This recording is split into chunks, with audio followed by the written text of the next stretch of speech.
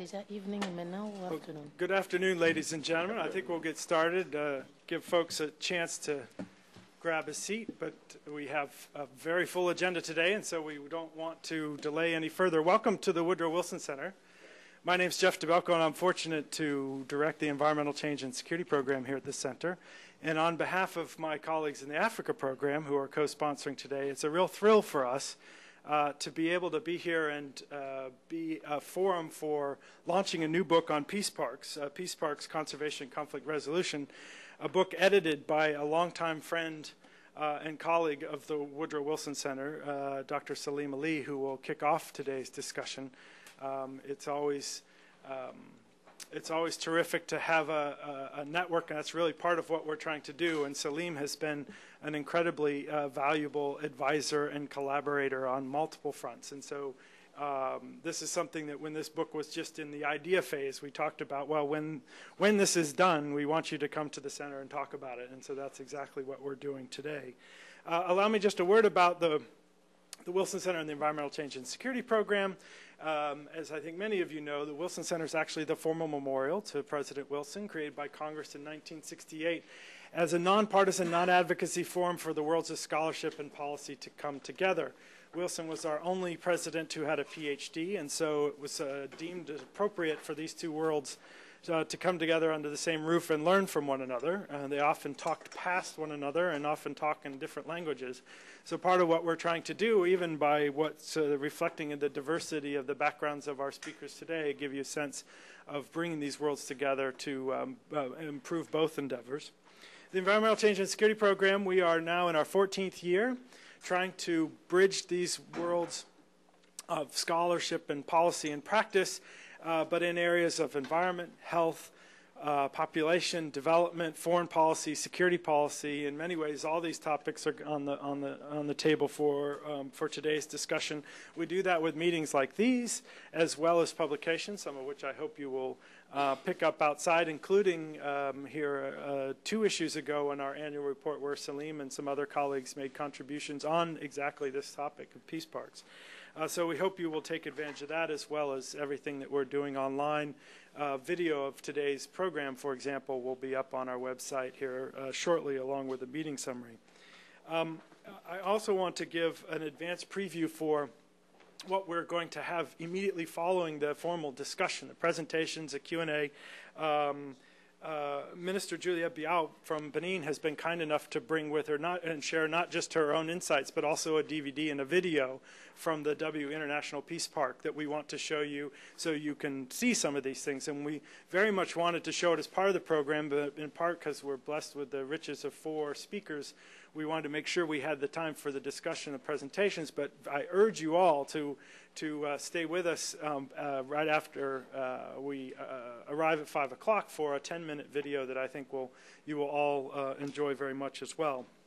So let me say just a very quick word about our speakers. You hopefully picked up outside a copy of their full bios and a participants list. We're going to start with Saleem Ali, who, as I mentioned, is the editor of Peace Parks, Conservation and Conflict Resolution. He's Associate Professor of Environmental Studies and Dean for Graduate Education at the Rubenstein School of Environment and Natural Resources at University of Vermont. That's a mouthful, but it reflects the fact that Saleem is involved in lots of different activities, both at university, within UN fora that he and I are collaborating on, IUCN, and a very diversified background. And so it's terrific that he has organized this group of experts, both scholars and practitioners, in this book, looking at the notion of peace parks, something that he's really really leading expert on. So it's terrific that Saleem is going to kick us off. As I mentioned, Minister Juliette Biao, Minister of Environment from Benin, has a chapter in the book, and we'll talk about her work in West Africa. She was formerly program coordinator for IUCN program on the Senegal River Basin. Also, a number of kind of integrated environment and development programs in West Africa. And so it's wonderful that we can have the Minister of Environment and Protection for Nature from Benin participating in this discussion. We thank her very much for making a very long journey to be with us today. Tyler Christie is co-founder and managing partner of Natural Capital Advisors, natural resource management advisory firm, and is going to be able to share with us insights from Liberia. So we're going to look at both water and also forests in terms of understanding how some of this transboundary conservation efforts play into conflict and post-conflict settings. And then finally, Dorothy Zbicz is a member of IUCN World Commission on Protected Areas, someone who is, well, I always like to see a graduate of Duke University. I'm partial to those folks, but someone who's really spent a lot of time really cataloging and understanding where around the world we have these transboundary conservation areas. And she's done that both in academic settings and practitioner settings. And so we've asked her to back cleanup to put this in a larger global context as well after hearing the cases and Saleem's initial presentation. So I will turn the floor over without further ado to Saleem to kick us off, and we'll go through the presentation, save the Q&A for the end. When we do come to that, I ask you wait for a microphone from one of my colleagues so that folks on the video can hear your question as well. So thanks so much. Thank you so much, Jeff, for this opportunity to share with you some insights from this book project. And I must acknowledge the Wilson Center's support right from the start. The first time many of the authors were able to actually meet was because of Jeff's good offices and bringing us together about 2.5 years ago. So we're really very appreciative of your support in this regard. And we're especially appreciative of your support because of some of the things you'll see on the first slide here. When you talk about peace parks, we live in a time of tremendous cynicism that you mention the word peace, and people ultimately think that you're an idealist, someone who's perhaps hearkening back to the 60s era and who doesn't really understand the machinations of modern politics. And you can see this, some of the quotations. The first one from The Economist, when Wangari Maathai got the Nobel Peace Prize, there was this tremendous consternation about what's going on here. You're linking the environment to peace. You have, most recently, there was an editorial in the LA Times by a journalist, Bruce Bauer, who was dismissing basically people who are working on conflict resolution as a peace racket. And so we are constantly having to contend with that. I was interviewed by the BBC earlier in the month regarding the Siachen Peace Park effort between India and Pakistan, and the interviewer immediately said, this sounds like a pie-in-the-sky idea. And then I reminded him that, in fact, one of the authors of the chapter on Siachen was the Air Marshal of the Indian Air Command, and so if the army themselves are saying that this is a tangible idea, I would hope that it's not considered pie in the sky. And then we also have to contend with another dynamic, which is that even those of us who are supportive, even within the conservation community, when you mention the issue of peace in this context, there is a reluctance that it will somehow be caricatured. And so even then, people will say, like IUCN in Bangkok, when I was working on this project, at one point, some officials said to me, well, maybe we shouldn't call this peace parks. We're really hesitant to use the term. We are calling it transboundary conservation. And what I've argued in the book is that there is a distinct difference. We're kicking up the narrative a notch. There is work on transboundary conservation, which is focusing really on seeing how joint management can happen in border areas and have cooperation. We are kicking the issue up a notch to say that can instrumentally be used to resolve conflicts which are extant to the environmental aspect of the conflict as well. So that is where this book is more ambitious, really, than just the transboundary conservation narrative. So just to kind of synthesize the literature on environmental security, this is a figure which is in the first chapter of the book, in the introductory chapter, which I put together because there has been so much. And this is a peer-reviewed book, which was also very important for me because I wanted to get legitimacy with academia. We had 4 peer reviewers because the press said that it has contributors from so many disciplines that we can't rely on the usual 2 peer reviewers. And so it was a fairly arduous process. One of the comments the reviewers had is, we want a figure which synthesizes all this. So I put together a figure. And what I try to do with this is really to show you how environmental security is framed along two key axes. So if we think about cooperation and conflict as being one, the other being scarcity and abundance, let's start with part B. B is usually the conventional environmental security narrative, or environmental conflicts generally are framed around scarcity, and then because of a lack of trust between users, you get perhaps also a high uncertainty of future benefits, you get conflict. You also have on this side a potential that abundance may be linked to conflict, and this is the resource curse narrative, right? That you have a lot of resources, they're potentially lootable, you have a shadow market for the loot, and that leads to conflict. You also have on this side the abundance to cooperation dynamic, which would be an ideal case. You know, sometimes I refer to this as the Star Trek hypothesis, that okay, once you have abundance, everyone is getting along, we have governance mechanisms which can deal with these issues, you will get differentiated opportunities and you get cooperation. As you may know, Star Trek, there are no countries in Star Trek, there's also no money in Star Trek, and that was the vision of Gene Roddenberry, you know, as a futurist, that ultimately we'll reach that. So this is the pie in the sky, quite literally, but we're not going that route, but it may happen, you know, there never know someday. But in terms of our narrative, I think it's a very pragmatic one, which is that scarcity can lead to cooperation. And if we want to go on this path, we have to think about awareness, we have to think about a fear of depletion, and that will lead us to cooperation. And we don't even have to have common interests. We can have divergent interests. But if we have common aversions, we can lead to cooperation. If we shift the narrative from distributive issues of quantity to integrated issues of quality, you are going to fall into this area. And we've got a whole chapter on game theory which presents this in a very rigorous way, that yes, it's possible. It's behaviorally possible. We're not talking about something that is just conjured by our own idealism. So these are three ways in which that eco-cooperation can happen. You could have, first of all, in terms of distributional cooperation, even if you have quantitative aspects of the resource being considered, you could still have it based on necessity. And this is what we see over water. That in many cases with water, you do end up pushing a dispute to the very edge many times of conflict, but then people withdraw and then they cooperate over it. Right? And the Wilson Center has done some excellent work in that regard. So that can happen. You could also have cooperation over a common aversion based on quality. And that can happen in the case of water also, with like a lake environment where you're focusing more on quality. But it can happen more importantly in terrestrial environments as well. And that is where we're talking about biodiversity conservation, we're talking about soil erosion issues, deforestation, so on.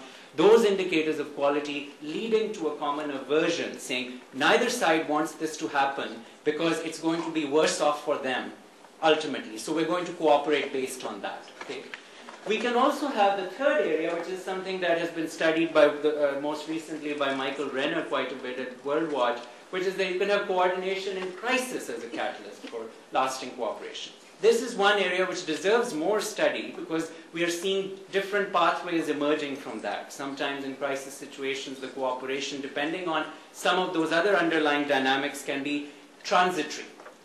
So you may get some cooperation just for strategic purposes, and then if there isn't that same level of trust and the same kinds of structural issues in place, you can actually get an exacerbation in the conflict. We saw with the tsunami, in the case of Sri Lanka, it led to an exacerbation in the conflict. In the case of Aceh and Sumatra in Indonesia, it actually led towards a resolution of the conflict. So this is one area which deserves some further study and inquiry into what the structural factors may be to move it in the right direction, meaning towards getting cooperation, or at least constructive conflict, which is not violent.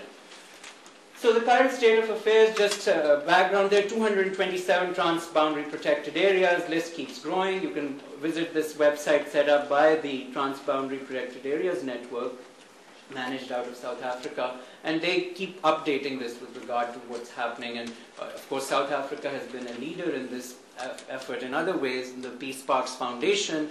And there are some, of course, controversies surrounding that, which we address in the book. But ultimately, the vision of peace parks in that case also is something which I think people can embrace. At the micro level, of course, one can have disagreements about management.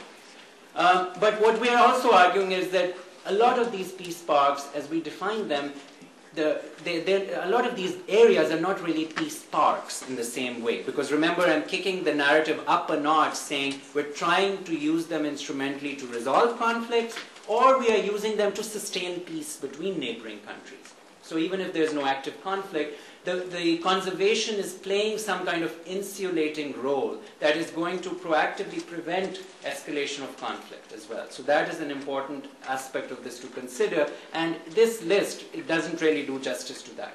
We have to really consider what are some of the cases where this can really move forward. Now, of course, there are many challenges to implement this vision. The book has 3 parts. The first part is theoretical and historical. With any academic enterprise, we want that, but even that, we've got a lot of practitioners who are writing about those issues. The second part talks about existing areas which can be labeled as peace parks in the instrumental sense. And then the third part focuses on future peace park efforts. And this is where I must also acknowledge my editor at MIT Press, Clay Morgan, who was really willing to take on something which is very difficult for academic presses to take on, which is futuristic narratives. But because I think we were rigorous enough in providing the plans, implementation, ideas, structural issues for those future plans, that it was accepted. We have, for example, a chapter on Iraq and Iran, a potential peace park effort there. We have a chapter on Afghanistan, which now would seem pie in the sky. But the way it is presented with enough rigor that people can say, yeah, this makes sense. This can actually happen. It's something which people can potentially work towards. So let's see, there's the issue of endogeneity. We've got the problem that, okay, a lot of times you talk to people about peace parks and they say, yeah, that's fine. Once we have a peace treaty, I was in Lebanon last week, and that's the narrative I was getting, right? And it's understandable to some degree. We'll talk about the environment once we have a peace treaty. What we're saying is, wait a minute, you are not using your environment as a potential tool to get that peace. You're just missing the point. And I have to keep saying this. Look, wait, we're talking about getting what you want. We're just using the environment to get what you want. But for some reason, cognitively, it has still not reached that point. So we have to say the solution is you have to consider conservation as a part of that feedback loop. We have the issue, okay, there are pre-existing local conflicts, and this is the kind of criticism the Peace Parks Foundation gets, right? But that's fine. You have to resolve those micro-conflicts. We are not naive to those issues. Conservation has been used in the past as a tool of colonialism, and we can't be oblivious to it. But that's a micro-level management issue. You can't throw the baby out with the bathwater just because of those kinds of issues, which tends to be, in the contrarian mode of academia, tends to be what people do a lot of times. Conservation agencies, then the third challenge is that they're not part of the security apparatus, and that's a very serious issue. A lot of the people we worked with the armed forces, as I said, we had an air marshal from the Indian Army writing, he agreed, yeah, there is a complete disconnect. But that's a structural problem with the way in which the armed forces are being managed. And it's something which is changing, even within the US Army. I was interviewing someone from the Environmental Command a couple of months ago, and there is a recognition that this is going to change ultimately as well. So you can make that connection too. You have the issue of the international NGOs that may work in these areas, and they are hesitant because they don't want to offend the governments. Many times this is a big challenge with IUCN because they are in many ways beholden to governments for their funding. So whatever they do, this is a big problem we have had in terms of the Pakistan-India dynamic, is because IUCN is very reluctant to say anything which might offend either government. They don't want to push it a little bit further, even though they have the resources potentially to do so. So we have to think about what role the NGOs are going to play, the epistemic role. This may be different in other parts of the world. In Africa, I think it is very different that way. Madagascar, for example, the head of WWF Madagascar can have a direct line to the Prime Minister of the country, which you don't have in Pakistan, the head of WWF having that. So those are structural issues, but those can be addressed. So some next steps, and I won't take too much more of the time, because we really want to get into the case studies. I think we really need to think about this issue of moving towards an international treaty on transboundary environmental management. This is something which, in some ways, is the next step that I would like to work on in terms of our friends in civil society groups, but also within governments and other places as well, where we've started to work on how this would potentially happen. But that's one area to move forward. But I think it's important to start at the civil society level. I'm thinking of the international campaign against landmines and how that started. That before the treaty, you had the campaign. And one of our alumni from UVM, actually, Jody Williams, was the person who started that campaign. And I see that potentially happening here also. We have the cooperative monitoring systems that ensure these security concerns. We need to work on this. And Sandia National Labs in New Mexico has been working very effectively on this regard. They have worked with countries that are in conflict to say, how can we use technology to ensure that some of those concerns that people bring up when they're talking about peace parks, transboundary conservation areas, those can be addressed through these mechanisms. And then finally, this is an area where, as an academic, I'm very interested in, and I've approached the National Science Foundation recently about, is we need more empirical research on the psychological and strategic efficacy of these areas. So actually doing first-hand work with government officials to do focus groups and so on, to actually get some collaborating with psychologists to see what is the role of the environment in peace building itself, in a structural level. And very little has been done on that, surprising, especially at the larger level. It's done often at children, at the level of children, okay? You've got children in focus groups, how will that help with resolving conflicts if they're exposed to nature? But it's often missed in the larger context. So that's something which we'd like to do. So with that, I think we'll move on. And thank you. I think we'll take questions at the end, right?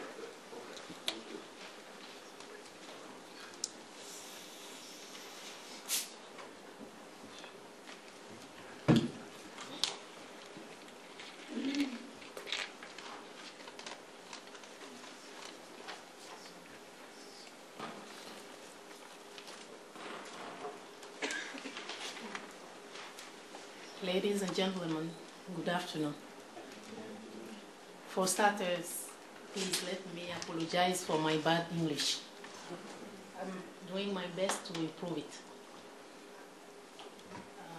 My name is Juliette Biao, and I'm the current Minister of Environment and Natural Resources Preservation in my country, Benin Republic. Let me introduce Professor Zbicz, who is the Vice Rector of University of Benin and the Vice Chair of the Commission of Protected Area of the World Conservation Union. He's been working in the W International Park for more than 20 years.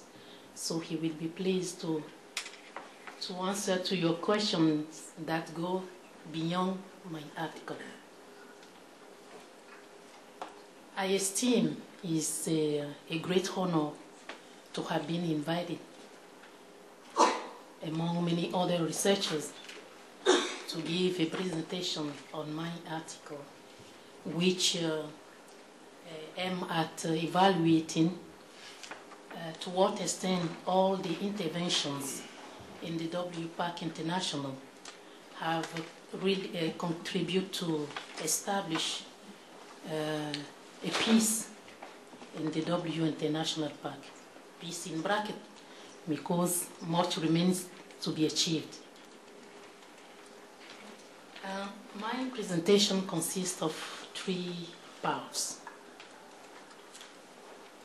Firstly, I'm going to introduce the park and provide a small history of its demarcation. Then I talk about the issues pertaining to its management. And last, I would like to share the lesson learned. And of course, I will talk about the challenges. The W International Park is a vast complex of protected areas that is shared between Burkina Faso, Benin, and Niger. This park was delimited in 1926 by the colonial federal administration located in Dakar, Senegal, as a refuge park. But in 1954, this park has been classified as a national park in Benin. The park is also recognized by several international conventions. For example, Ramsar Convention of 1971 registered the W Park International as wetland of international importance in 1987. Also, the Convention on World Inheritance of UNESCO also recognized the W International Park, this park was registered on the list of the Biosphere Reserve in 2000. And in 2002, the idea of transboundary collaboration, especially to fight against poaching, has been materialized. All these interventions require that the three countries be engaged in a collaborative management of this park. The surface area is 1 million hectares. It is important here to mention that the half share of this park is covered by my country, Benin.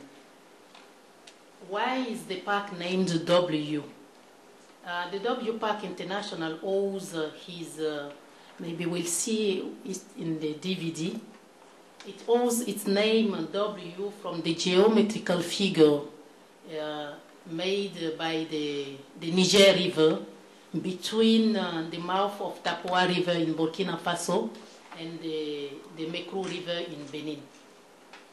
I talked about the demarcation, the history. Now, as I mentioned earlier, I will talk about the management method. First of all, I would like to talk about the problematic of management of the park. Then I will talk about the main activities and the management approach.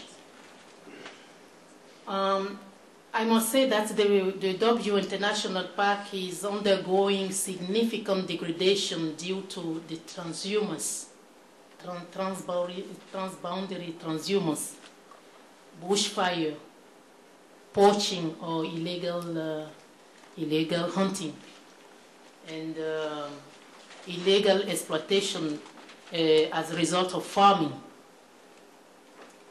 The main activities in the park, which is being achieved by a project known as EcoPass, funded by European Union within the framework of the 7th and 8th European Development Fund, are protection measures, valorization measures, and research and ecological follow-up. As protection measures, I must say that the main activities are the monitoring network between the hunting zone and the park. And this consists also of construction of infrastructure. Regarding the valorization, two main activities are being achieved that are vision tourism and also sports hunting.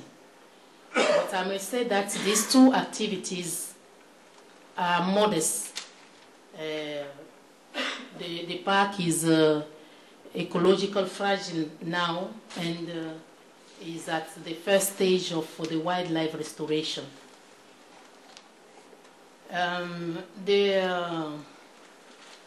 research and ecological follow-up aim at better knowing the ecosystem functioning and the impact of the involvement of local population in the management of the park.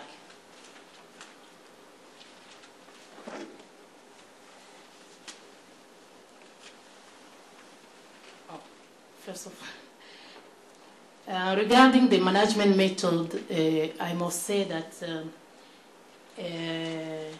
until the year 90s, the park was managed with a top-down approach under the supervision of rangers and forest officers. The management method took the form of surveillance with the stringent application of rules and regulation. The local population were excluded and were not all aware of the rules and regulation enacted. But in the years 90s, saw the switch to a participatory approach by the state of Benin, who then decided to involve the local population. So the support expected from this local population is to complement the surveillance efforts which are being done with the forest officer. In return to this support, the local population were entitled of the percentage of the proceed of local transaction concerning the natural resources. Also, grazing path and areas has been demarcated. All these interventions were very instrumental in reducing conflicts in the park. So I have no more time. I would like to talk about the lesson learned. What the big lesson we learned in managing this park is that it's important to build trust between local population and administration in any initiative of managing natural resources.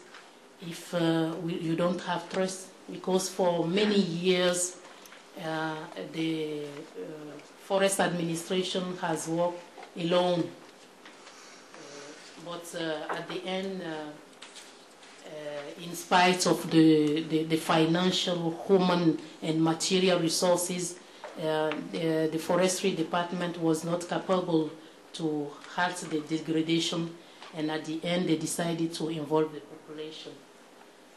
Also, to bring the community along to be partner in the conservation of common resource, it is important to make the benefit to be derived clear through awareness raising.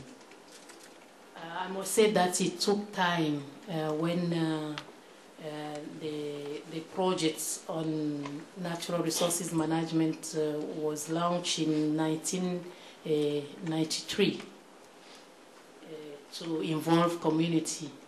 It took around 5 years before we really begin to implement the project.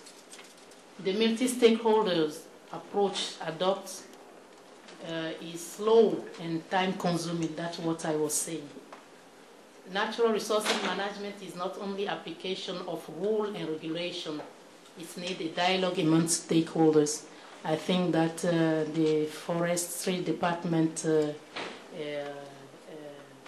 people has also learned this lesson, and today they know that they cannot do anything without involvement of population. But as I mentioned earlier, much remains to be achieved in this park. When we talk about peace park, we may put peace in bracket because the project ECOPAS funded by AU is coming to an end, exactly when we need to consolidate all our achievements. So all the surveillance tracks that have been constructed to monitor the poachers will become a easy access for poachers if we don't find fund to continue our job. Also, the challenge is really to find funding, and that is the problem in Africa about the natural resources management. When we have fund, is only for no more than five years, and as you may know, to have a really impact of environmental management, it may take more than 5 years. So we have the problem of sustainability of achievement in natural resources management. I think this is our great challenge that we have to solve with our donors. As Minister of Environment, since I took up my position, that is my fight. If a donor cannot support us for at least 10 years to manage our natural resources, I think it's good not to support us. Thank you very much for your attention.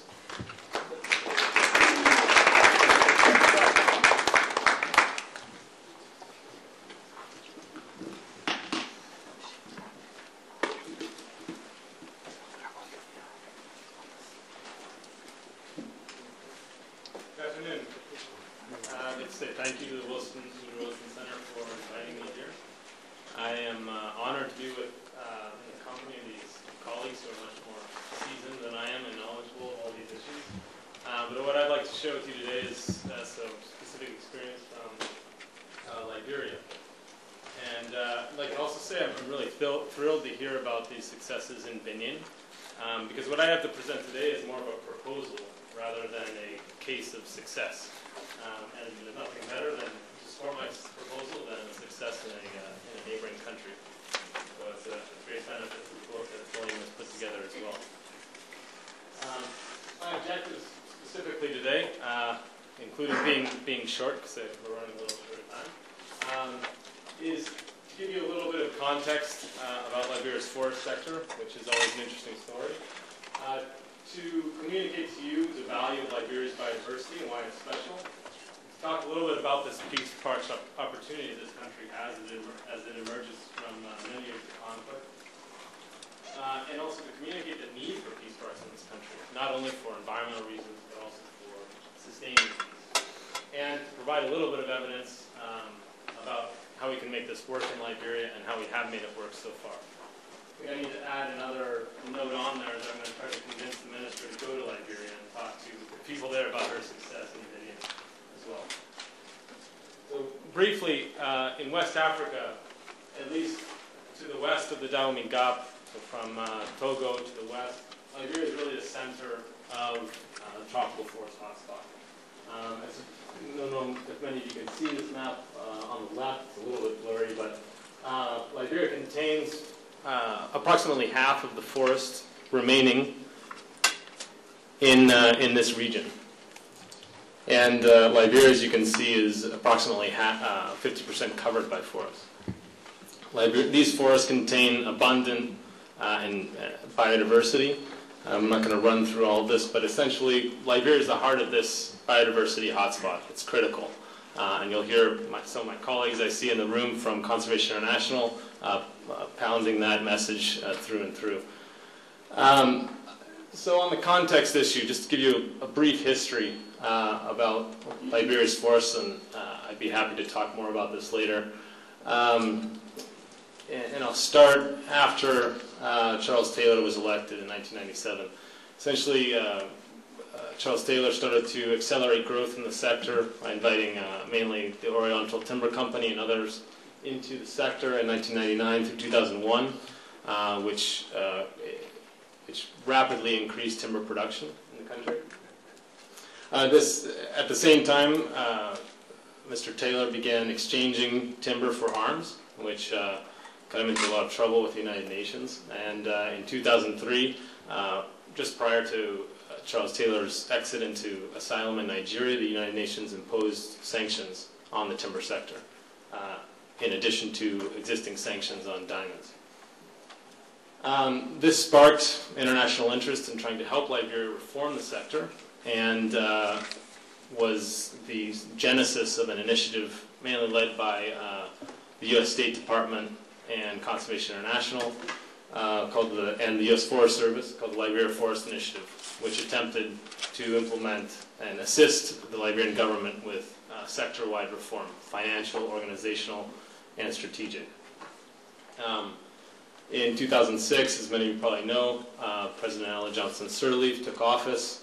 Her first executive order after taking office was actually to nullify all of the existing timber concessions in the area, which essentially creates a blank slate for the country in the forest sector. And we have a great expert on this issue, Jim Rocco here, who is a legal expert working on that. And so it creates a lot of opportunity for moving this sector in a new direction. And as I would argue, a great opportunity to move it in the direction of peace parks. So the concessions were nullified, and on the basis of the success of the reforms, the United Nations lifted sanctions in June of 2006. Since then, the government has been taking many steps to try to put the sector in place, both from a conservation standpoint and also from a commercial and community standpoint, but has yet to make any major steps as far as strategic direction. One of the great accomplishments of the last few years, and how this ties into peace parks, is the strategic reorientation of the sector. This is the result of a land use planning exercise that was done at the request of the Liberian government with the assistance of Conservation International and the U.S. Forest Service, which identifies the suitability for conservation, for biodiversity conservation in Liberia. This study has provided the basis for Liberia's National Forest Management Strategy, which was in August put forth to the Board of Directors of the Forest Service and approved. And the result is this proposal for a protected area network in the country. Now, this area here, Sapo National Park and the Nimba Nature Reserve, are already established parks. The rest are all proposed. These proposed protected areas overlap with existing national forest areas, so in many instances it's an issue of re-gazetting these areas into stronger protection. Yet, so these protected areas that are proposed are strategic for biodiversity conservation reasons. They capture in the most effective way the biodiversity that exists in Liberia, while also leaving other areas for other utilization of the forest for multi-purpose use. Yet, as I'm going to show, these areas are also strategic for other reasons. Charles Taylor invaded through central North Liberia in 1989. He helped support the resupply of the RUF through the Lofa-Gola forest into Sierra Leone. LURD, the rebel group that eventually brought down Charles Taylor, invaded through northwest Liberia through the Wolagizi and Wanagizi forests and resupplied through Robertsport.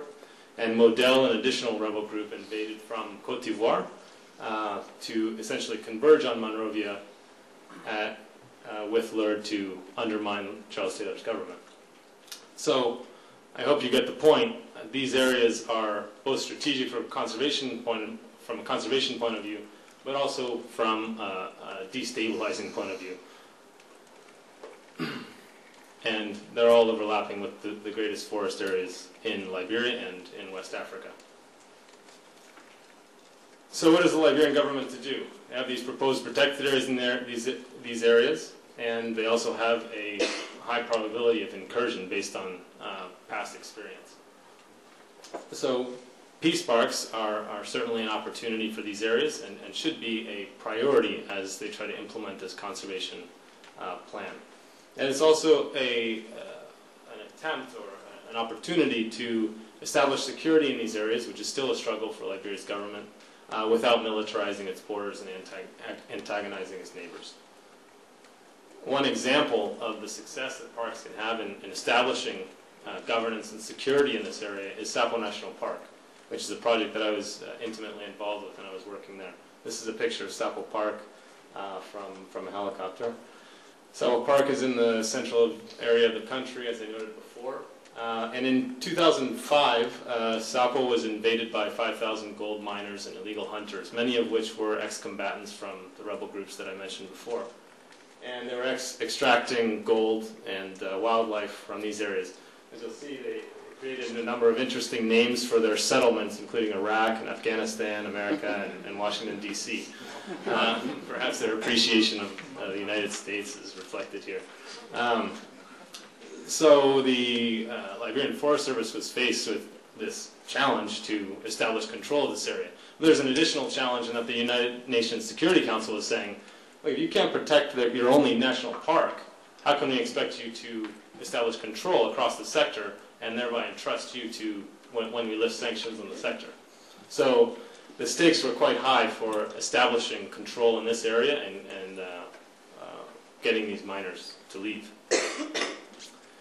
Many didn't think it was possible, and especially the United Nations, but eventually it came around and came to support Liberia's Forest Service, and we created a very, very interesting linkage between the conservation officers at Sapo National Park and Pakistani peacekeepers. I think you can imagine the dialogue was rather interesting.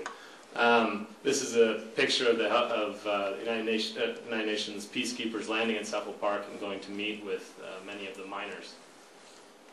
And the real important point here is that we created this linkage, and the United Nations helped to reinforce the park staff, but the park staff were the ones on the front lines. They weren't carrying guns.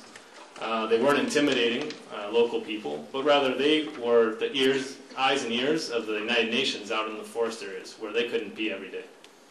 And here's a picture of a training session that we facilitated between the United Nations and the officers out at Sapo.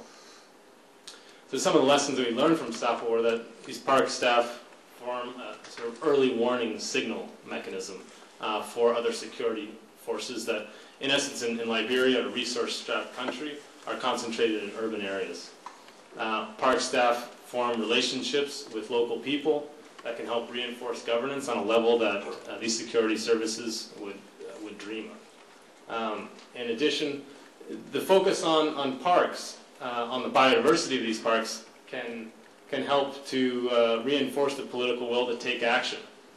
International organizations, the United Nations, and other groups can help to support the Liberian government in its will to take action in these areas. Some of the current activities in Liberia, the situation, even though sanctions are lifted, and I'm sure we all hear wonderful news about Liberia, and the country is doing extremely well. There's still a lot of challenges in the sector. One of the greatest is ongoing pit sawing in these rural areas that is undermining the governance and control, security control in these areas. And there's an incredible pressure to initiate logging in the area, in many of these areas. So even though the slate is clean, it's definitely, and the national forest management strategy has been improved by the government, it's by no means a sure bet that these areas will be created on biodiversity grounds or on this Peace Parks proposal. The Liberian government has taken some steps towards executing this proposal. As I mentioned, the National Forest Management Strategy. There's also been a proposal for a third tri-national Peace Parks meeting. There were two held before the war in 2003 between Cote d'Ivoire and Guinea regarding the Mount Nimba tri-national area. And so that has been delayed, but supposedly is on the books. And Liberia recently engaged Sierra Leone in August to facilitate some discussions on the transboundary linkage of a peace park between those two countries, which, as you know, has had such a history of conflict. But much more is needed, and the risk is high, and the time certainly is now. Paul Collier, many of you are familiar with his research, that has indicated that countries like Liberia, those that have been in civil wars related to natural resource conflict, over 50% of them return to conflict within 10 years. And largely it's a result of lack of control over natural resources. So while Liberia appears to be in the clear, And I'd like to believe that. There's certainly some high risk, and I'd like to think that the peace parks proposal can help them at least reduce that probability for conflict in the future and assure that this doesn't happen again. Thank you.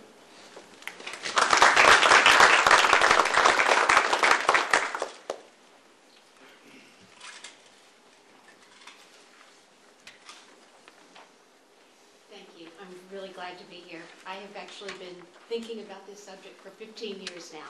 I think I was brought in as the historian, the historical perspective. But I would like to just throw out especially some ideas for our question and answer session later. I didn't come at this from the perspective of peacemaking. This caught my attention in 1992 in National Geographic.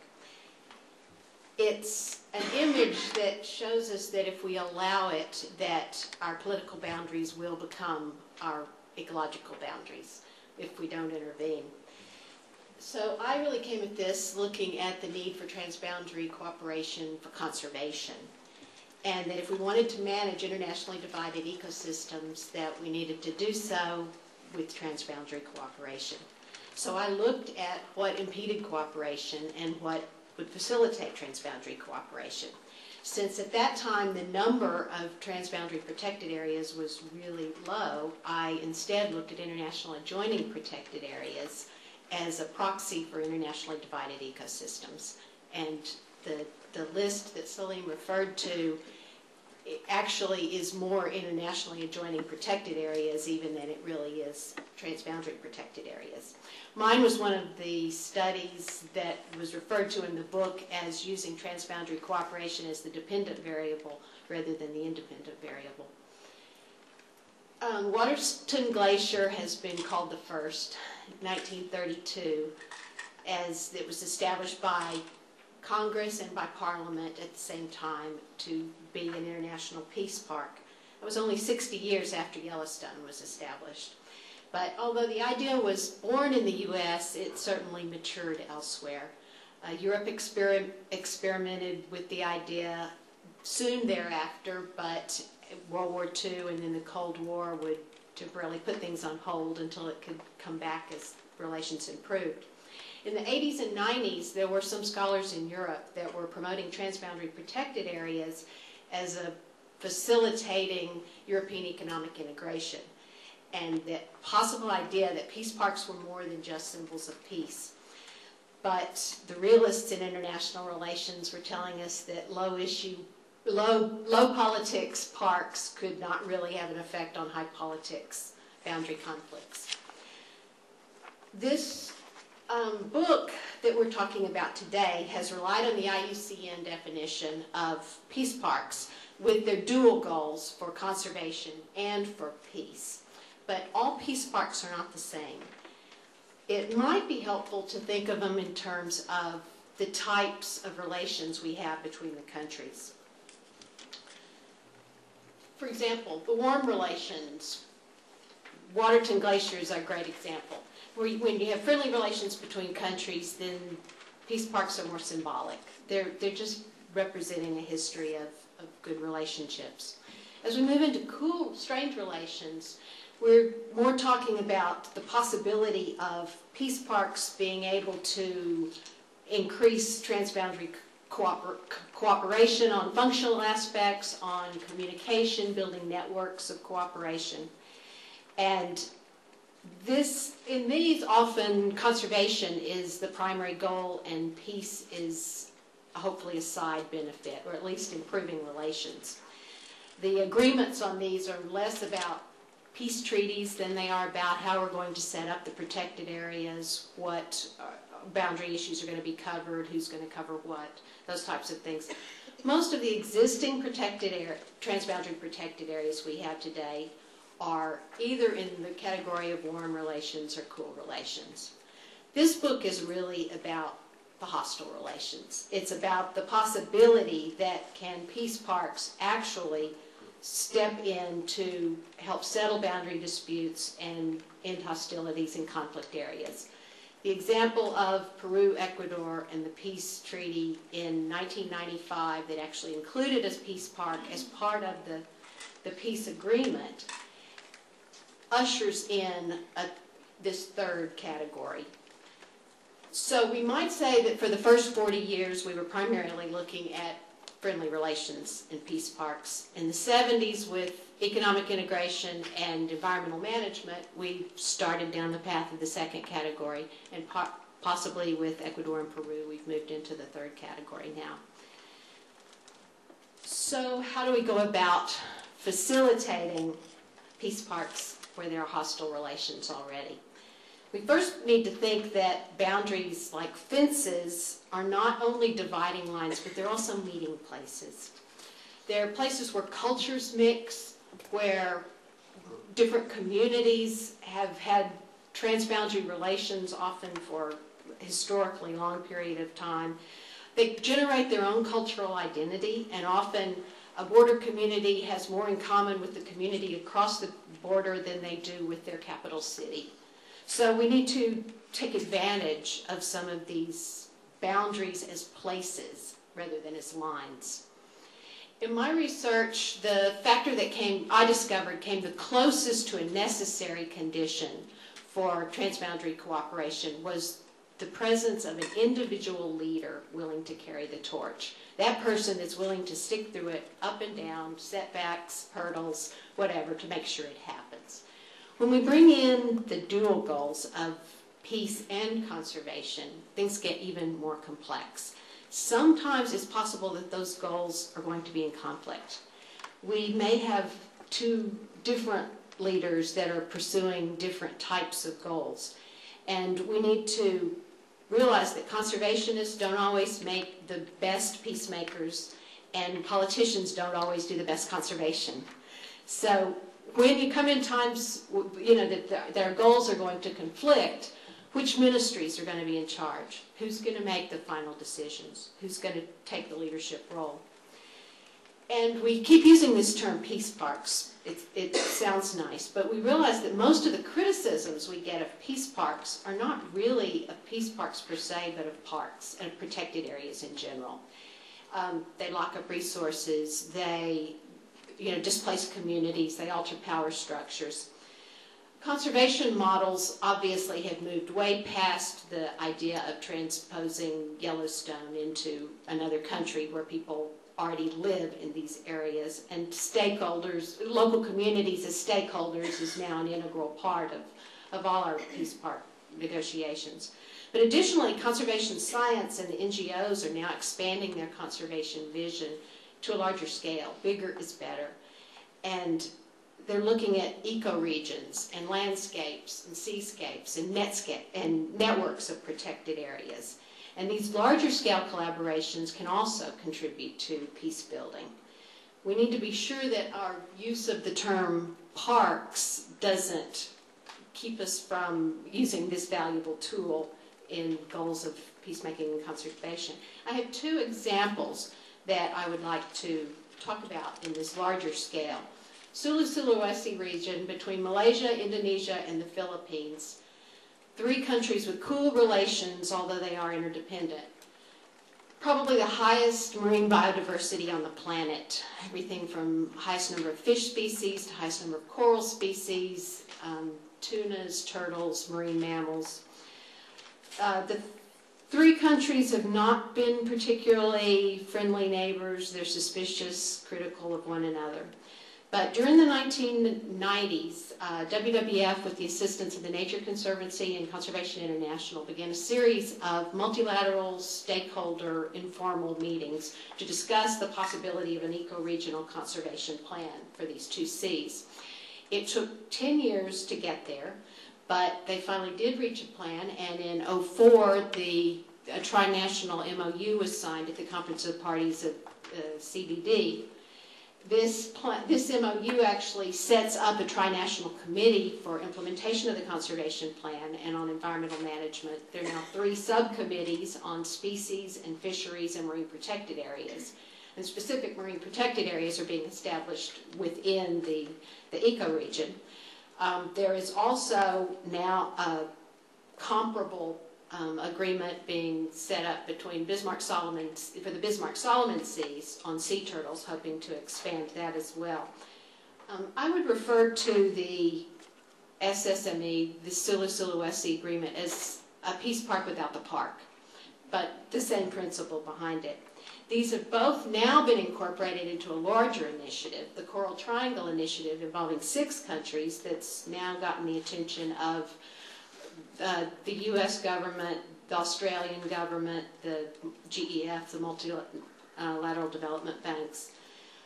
These types of larger eco-region projects are being replicated all over the world. Heart of Borneo, Yellowstone to Yukon, Congo Basin Forest Partnership, the Eastern Tropical Pacific Seascape, the Mesoamerican Corridor.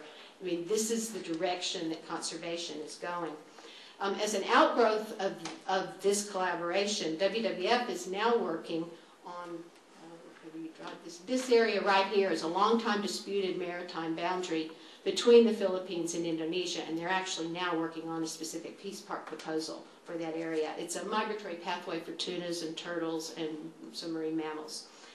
My second example is very recently, the 26th of October, 9 African gorilla range states actually agreed on an agreement under the Convention on Migratory Species for the protection and the conservation of gorillas within Africa. And these are linked to other larger partnerships, which will basically bring in an alliance of 30 countries in support of this. This is obviously significant hostile boundaries, very volatile areas, difficult situation, but the idea is that by strengthening, it will also strengthen the transboundary protected areas, but it will also hopefully bring some peace building and collaboration. And by focusing on species and habitats, it goes larger than just protected areas, which illustrate the fact that the greatest contribution, it's been mentioned by the other speakers, is not necessarily the designation of the peace park, but it's the process that it begins. It's the process of collaboration and building networks.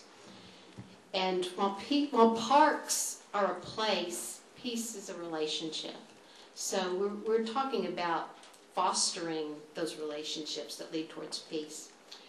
Marine peace parks are, they've been not talked about much, but they are definitely, they're ripe for exploring. The Red Sea Marine Peace Park between Israel and Jordan was part of a peace agreement in '94 to protect some of the farthest north coral reefs in the world. The legal framework for marine peace parks is different than on land.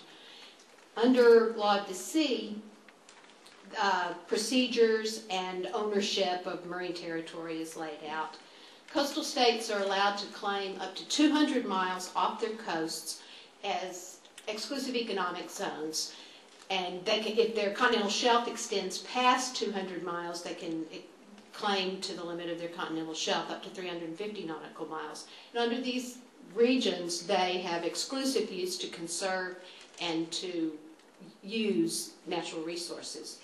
So this extension of EEZs has generated hundreds of new boundaries that need to be settled. Under law of the sea, the boundaries are to be settled peacefully on the basis of binding agreements, and these boundaries, once established, are to be permanent. So when the U.S. declared its EEZ in 1983, it created 28 new boundaries that needed to be delimited. So with marine, we suddenly have a lot more opportunities for boundary disputes and for looking at peace parks. As an example, countries also can claim 200 miles around each of their island territories. So this contributes to conflicts not only to sovereign use of islands, but also their effects on overlapping maritime claims. And petroleum resources obviously raise the stakes in many situations. This book has a chapter on the Kuril Islands dispute between Japan and Russia and the proposal for a peace park there. Another example is the Spratly Islands, where we have 6 countries fighting over the islands in this region and multiple bilateral disputes, and these are certainly ripe for peace park proposals. Peace parks, transboundary peace parks capture the imagination. There's no doubt that they're good for conservation, but the international community obviously also has an interest in settling boundary disputes peacefully and not allowing them to spread to wider conflict. So while in the 90s I was able to find almost no support in the U.S. for my research, now it's an accepted part of U.S. foreign policy. I mean, these are as accepted as, you know, part of the solution. So peace parks also offer donors the opportunity to engage multilaterally and in a single project, to get involved in multiple countries. They are being supported by international development, the bilateral development agencies, by multilateral development banks, by the large NGOs. Whether they contribute to peace or not, they bring in big dollars for conservation.